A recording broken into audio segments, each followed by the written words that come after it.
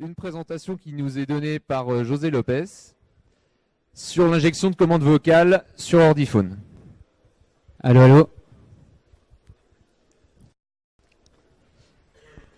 S'il vous plaît.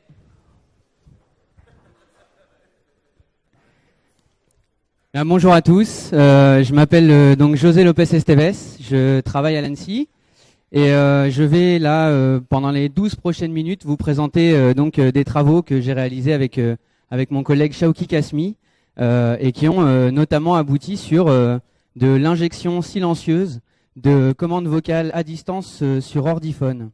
Donc je vais aller un peu vite parce que 12 minutes c'est court. Donc je vais commencer par vous présenter les interfaces vocales rapidement.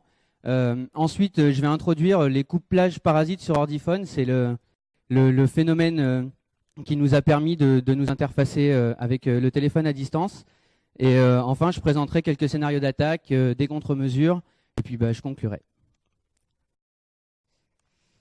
Donc du coup, rapidement, l'interface vocale, c'est donc une interface utilisateur qui est de plus en plus déployée sur un grand nombre de systèmes d'équipements différents.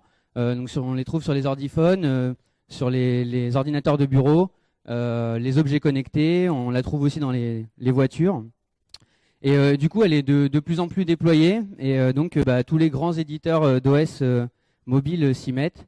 Et du coup, là, je vous ai mis quelques logos. Microsoft propose Cortana, Apple Siri, qu'on ne présente plus, Google Voice Search, et les fabricants de mobiles qui rajoutent aussi des surcouches logicielles sur Android aiment bien proposer leurs propres solutions. Donc là, pour l'exemple, j'ai mis Samsung S-Voice. Et alors du coup, le but de l'interface vocale, c'est de pouvoir utiliser son équipement en gardant les mains libres. Et du coup, on le pilote à la voix. Et on peut faire un certain nombre de choses, notamment utiliser donc des services Internet, faire des recherches sur Internet, la navigation web, envoyer des emails et également publier sur les réseaux sociaux.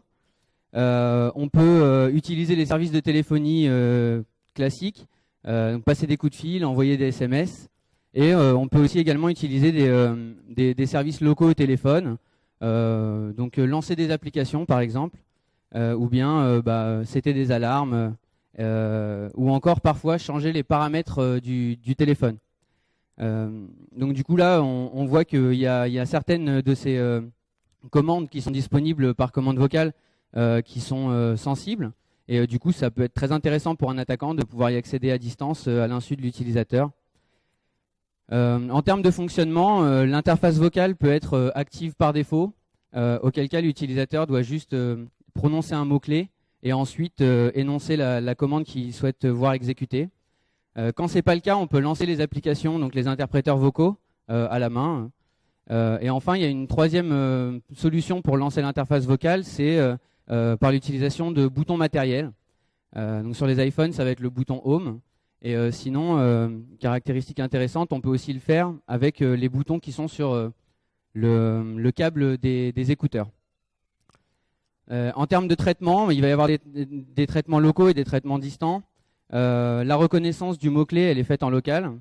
En fonction des téléphones, il va y avoir certaines commandes qui vont être interprétées directement en local, mais la majorité des commandes nécessitent un traitement distant par un service dans le cloud.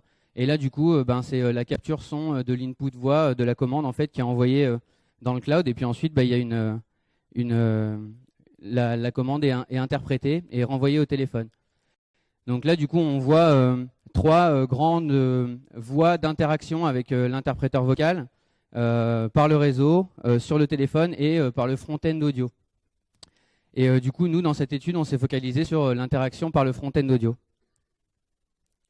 Ah oui, un mot sur l'activation aussi. On peut utiliser la commande vocale sans s'être authentifié sur le téléphone, et du coup, on a généralement accès à un jeu de commandes restreint.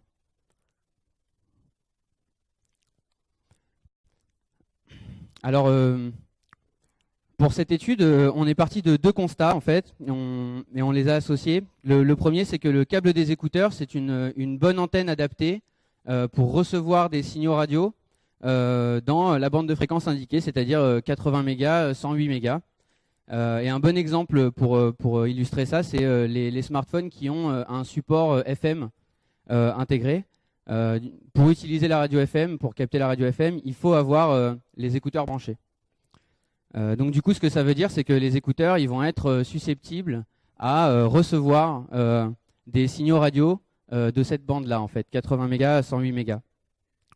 Le deuxième point intéressant, c'est que le signal micro, quand il entre dans le front-end, si vous voulez, audio, il va passer par un filtre passe-bas pour isoler la voix, et ensuite il va être amplifié. Donc du coup, les hautes fréquences sont filtrées. Alors on s'est dit, on pourrait essayer d'injecter de la musique par ce biais dans le smartphone, et du coup on a mis en place le dispositif expérimental suivant. Dans une cage de Faraday, on a mis des smartphones donc avec des casques équipés de micros. On a installé une application qui permet d'enregistrer le flux audio en entrée et le streamer sur le Wi-Fi vers un PC de monitoring qui lui est à l'extérieur de la cage. Et du coup, on a essayé d'envoyer donc un signal musical qu'on a utilisé pour moduler une porteuse qui se trouve dans la bande de susceptibilité des casques, en fait. Et du coup, par ce biais, on s'est rendu compte qu'on arrivait à retrouver les signaux, et on arrivait à écouter la musique qu'on envoyait en radio. Et donc du coup, on arrive à injecter de la musique, donc de là à exploiter les commandes vocales, il n'y avait qu'un pas, et c'est ce qu'on a essayé de mettre en œuvre par la suite. Alors pour mieux comprendre comment ça marche, donc le graphe en bas à gauche, c'est le signal de voix. Et en fait, ce signal, on va l'utiliser pour moduler une porteuse qui est dans la bande qui nous intéresse, en AM. Donc du coup, ça donne le signal qui est en haut à gauche. Et c'est ce signal-là qui est émis vers le smartphone. Ce signal, du coup, comme la porteuse est dans la bonne bande de fréquence, il va se coupler dans le câble micro. Il va générer, si vous voulez, il va induire un signal électrique qui va rentrer dans le front-end audio et du coup qui va être filtré, amplifié. Et donc on se rend compte qu'après avoir éliminé les hautes fréquences, on obtient un signal qui est relativement proche du signal vocal initial. Alors en termes de profil d'attaquant, il y a des facteurs limitants, notamment la taille de l'antenne et la puissance d'émission.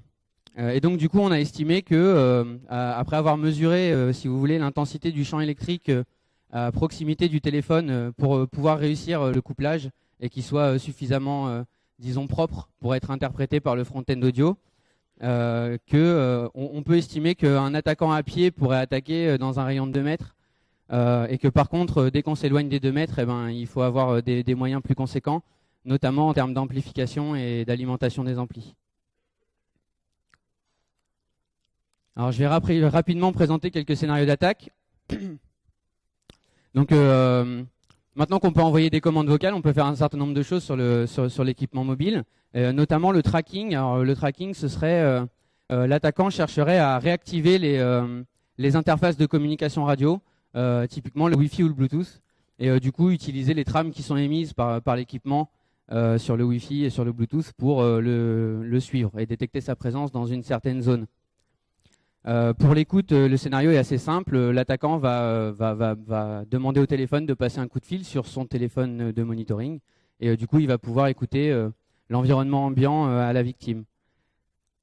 Les attaques à but lucratif, c'est essentiellement exploiter les services de téléphonie qui seraient payants, donc en envoyant des SMS ou en passant des coups de fil vers des numéros surtaxés. On peut imaginer aussi un certain nombre d'attaques à la réputation en postant des messages compromettants sur les réseaux sociaux par exemple. On peut aussi imaginer du phishing, donc utiliser les contacts et usurper l'identité de l'émetteur pour faire du phishing. Et enfin, on peut imaginer un certain nombre de scénarios de compromission avancée où du coup l'exploitation de la commande vocale serait juste un premier pas pour compromettre le téléphone de l'utilisateur. On peut prendre l'exemple du Wi-Fi où on peut, donc après avoir activé les interfaces, on va pouvoir récupérer les probe requests sur le Wi-Fi et du coup on peut imaginer des attaques avec un point d'accès malveillant et du coup un man in the middle sur le réseau. On peut aussi imaginer de visiter une page web malveillante qui contiendrait une charge utile qui compromettrait le téléphone.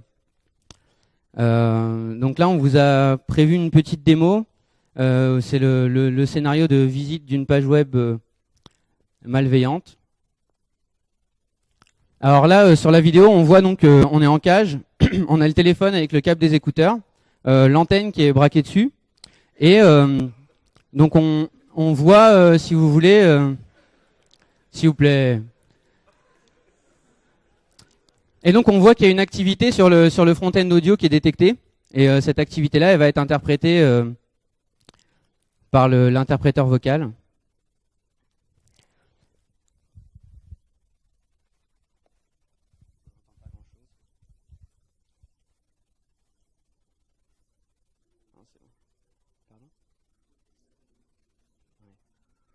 Et donc du coup là on n'entend rien, mais effectivement on n'entend rien. Et lui...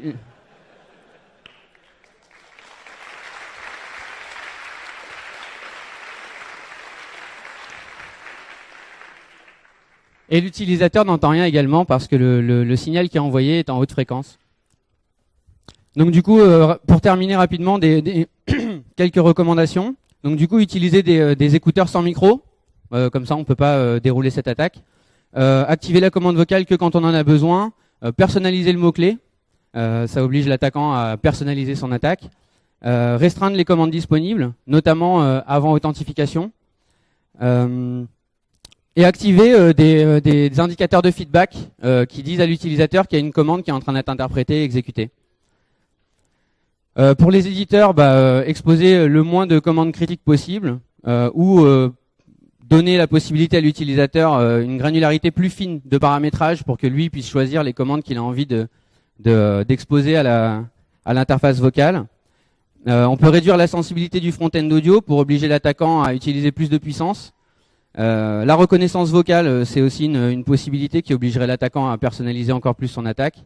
Et enfin, on a proposé cette année à Ursi Aterask d'utiliser les capteurs qui sont dans le téléphone pour détecter s'il y a une activité électromagnétique suspecte au moment de l'exécution des commandes vocales. Voilà, donc pour conclure, le but de cette présentation était d'attirer votre attention sur l'interface vocale. Elle est assez sensible et du coup, elle doit être correctement sécurisée, donc elle doit être analysée. Les utilisateurs doivent l'utiliser avec parcimonie et les éditeurs ne doivent pas la rendre plus vulnérable qu'elle ne l'est déjà. Et enfin, on voulait aussi montrer par cette présentation que les agressions électromagnétiques, quand on les utilise de manière un peu élégante, peuvent aller plus loin qu'un simple déni de service des machines attaquées. Voilà, je vous remercie beaucoup.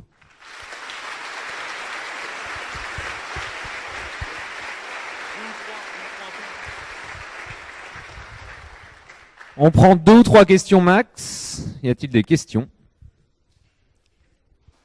Alors, en attendant les questions, les adresses email sont là, donc si vous en avez d'autres, parce que c'est court, on vous invite à nous contacter. Petite question, quand tu as les écouteurs dans les oreilles et que tu envoies ton signal, qu'est-ce que tu entends?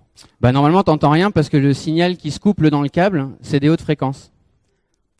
Disons que par exemple, t'entends pas la radio FM quand t'écoutes de la musique. Donc. Hein? Oui. Juste pour avoir une idée de la puissance du signal radio, est-ce que si on met un grain de maïs, il se transforme en popcorn, ça pourrait faire un IDS? Alors je suis désolé, j'ai rien entendu, il va falloir recommencer. Oui, je disais, quelle est la puissance du signal radio? L'idée, tout simplement, ça pourrait être de mettre un grain de maïs qui, quand se transforme en popcorn, c'est qu'on est soumis à l'attaque. De mettre quoi, pardon? Un grain de maïs. Non, c'est pas drôle si je répète 3 fois. Non, Eric proposait de mettre un grain de maïs à côté de ton smartphone. Et quand tu as du popcorn, c'est que tu es attaqué. Eh ben, a priori, en termes de niveau de champ, on est pile poil sur les limites sanitaires. Donc, voilà. Normalement, le grain de maïs, il devrait pas bouger, quoi. Par contre, à côté de l'émetteur, on garantit pas. Ouais, Oui, je voulais bonjour. savoir si tu as essayé de faire l'attaque sans le casque, parce que ça, est-ce que le signal se couple pas directement plus près du convertisseur que... Oui. Alors on a essayé si tu vois ce que je veux de dire. faire ça. On a observé des effets intéressants sur des PC de bureau. Après, sur les smartphones, en fait, il faut monter beaucoup plus haut en fréquence. Et donc, du coup, ça change complètement le setup pour l'attaquant. Il a besoin de matériel différent. Donc, ça devient plus élevé comme niveau d'attaque. Ok, merci. Mais oui, on a regardé. Bah, merci beaucoup. Merci encore, José.